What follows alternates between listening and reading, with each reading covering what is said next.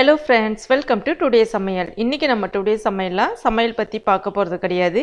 வீட்டிலே நஞ்சு இல்லாமல் இயற்கையான முறையில் அரைக்கீரை முளைக்கீரையை எப்படி விதைச்சி நம்ம இயற்கையான முறையில் சாப்பிட்லாம் அப்படின்ற டிப்ஸ் தான் பார்க்க போகிறோம்.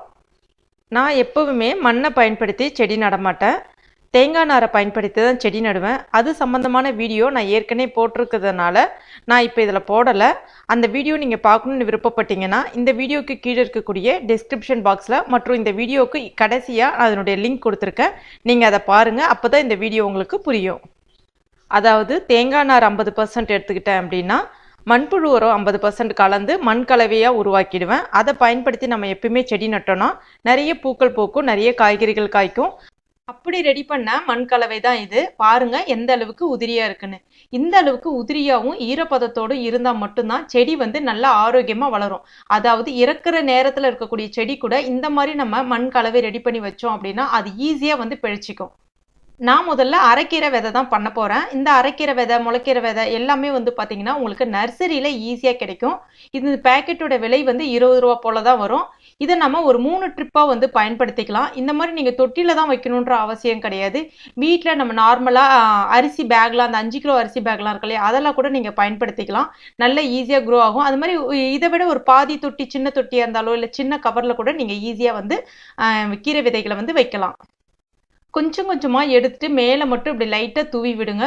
இந்த மாதிரி தூவி விட்டதுக்கப்புறம் ஜஸ்ட் ஒரு தடவை நம்ம அரிசிலாம் வீட்டில் காய வைக்க போனால் லைட்டாக அந்த மாதிரி கலந்து விடுவோம் இல்லையா, அந்த மாதிரி ஒரே ஒரு தடவை ஜஸ்ட் கலந்து விடணும். ரொம்ப பள்ளம் பறிச்ச மாதிரி கலந்து விடக்கூடாது.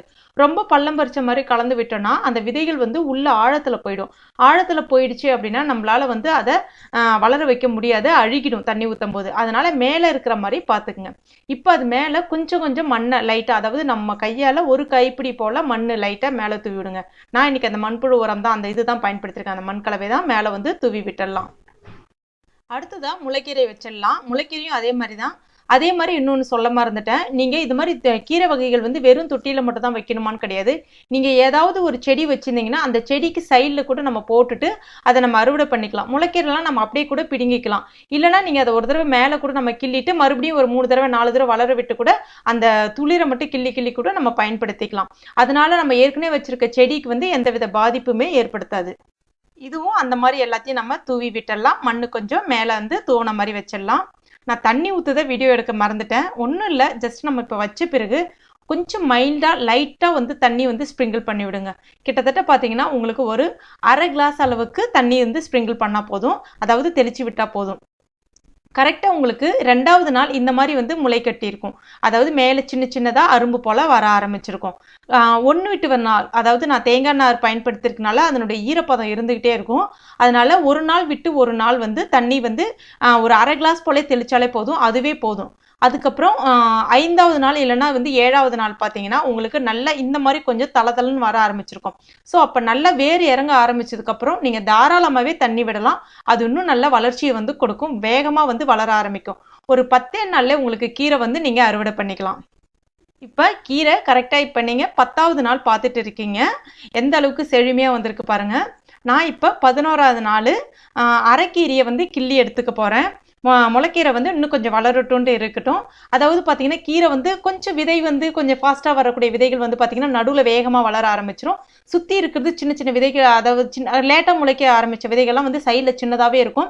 ஸோ நம்ம தேவைக்கேற்ப அந்த இலைகளை நம்ம கொஞ்சம் கொஞ்சமாக கட் பண்ணிட்டோம் எடுத்துட்டோம் அப்படின்னா மிச்சத்தை அடுத்தடுத்து, அதாவது செகண்ட் ட்ரிப்பு, தேர்ட் ட்ரிப்பாக நம்ம தேவைக்கேற்ப நம்ம எடுத்து கட் பண்ணிக்கலாம். அது வளர வளர எடுத்தோடனே பிடுங்கிட வேண்டாம். பிடுங்கிட்டோம் அப்படின்னா நமக்கு அது ஒன் டைம் யூஸ் மாதிரி ஆகிடும். அதாவது நம்ம நிறைய செலவு பண்ணி கொஞ்சமாக கீரை எடுத்த மாதிரி ஆகிடும். அதனால நீங்கள் ஒரு 3 தடவை இல்லைன்னா ஒரு 5 தடவை இந்த மாதிரி கட் பண்ணி அதை நம்ம பயன்படுத்திக்கலாம். அந்த மாதிரி நிறைய பேர் என்கிட்ட கேட்டிருந்தீங்க, எங்கள் வீட்டில் ஸ்பேஸ் கிடையாது, பால்கனி மட்டும்தான் இருக்குது, ஆனால் வெயில் வர மாட்டேங்குது, உங்கள் செடிகள்லாம் பார்த்தா அழகாக இருக்குது, எங்களுக்கு மட்டும் செடி வைக்கணும்னு ஆசையாக இருக்குது, ஆனால் என்ன பண்ணுறது அப்படின்ற மாதிரி கேட்டிருந்தீங்க. கண்டிப்பாக நீங்களும் வைக்கலாம். குறிப்பாக பார்த்தீங்கன்னா அதாவது வெயில் குறைந்த வெயிலே வளரக்கூடிய செடிகள் நிறைய இருக்குது. குறிப்பாக பார்த்தீங்கன்னா கீரை வகைகள், துளசி, இது எல்லாமே பார்த்தீங்கன்னா நீங்கள் பால்கனியில் வைக்கலாம். ஈவன் ரோஸ் செடி கூட வைக்கலாம். அதாவது கொஞ்சம் ஒரு அரை மணி நேரம் வெயில் சொல்லுவாங்க இல்லையா, அதாவது அந்த சுவற்றில் அந்த சூரிய வெளிச்சம் வந்து அடிக்கும். அதாவது அந்த ஹீட் வந்து பட்டாலே போதும் அந்த செடி வந்து துளிர் எடுக்கும். ஸோ அந்த மாதிரி இடமா பார்த்து அட்லீஸ்ட் வைக்கிறதுக்கு பாருங்க. எப்பயுமே கீரை வகைகள் வந்து வெயில் இல்லாத இடத்துல வந்து வளரும். அந்த மாதிரி நீங்க வேணா கண்டிப்பா உங்க பால்கனில வச்சு பாருங்களேன். ஒரு நஞ்சு இல்லாத கீரை வகைகளை நீங்க சாப்பிட்ட மாதிரி ஒரு திருப்தியும் இருக்கும். காலையில சில பேருக்கு பார்த்தீங்கன்னா டீ காஃபி குடிக்கிற பழக்கம் இருக்கும் பால்கனியில் உட்காந்து.